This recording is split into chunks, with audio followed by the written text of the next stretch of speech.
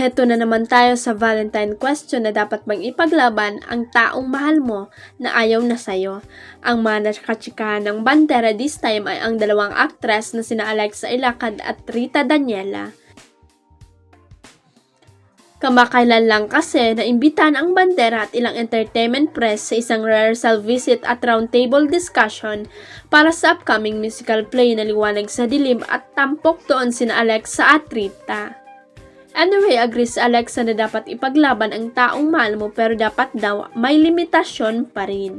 Yung bibigyan mo siya ng not naman timetable pero ang hirap naman kasi na hindi mo ipaglalaban kasi magsisisi ka at the end na wala kang ginawa.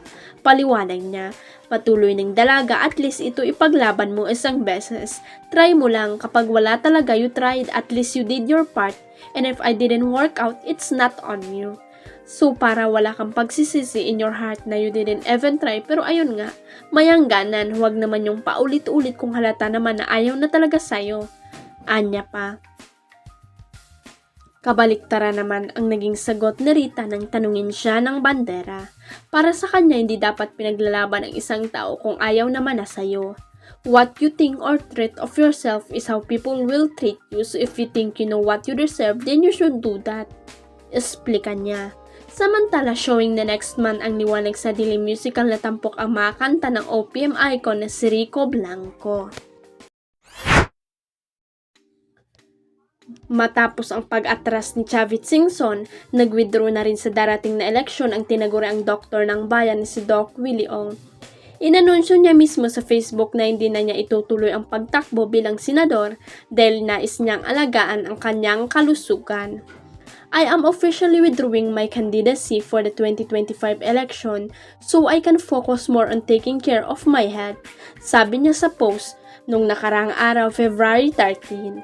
Mensahe pa niya, I sincerely thank all of the people who supported me and prayed for me. I will continue to support good governance and the candidates who espouse the same ideals as mine.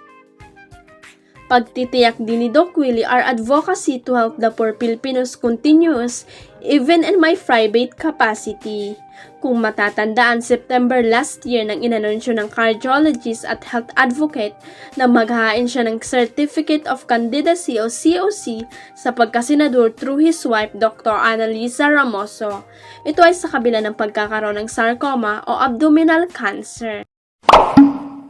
Huwag kalimutang i-click ang subscribe button at i-ring ang notification bell para sa latest at legit chika updates.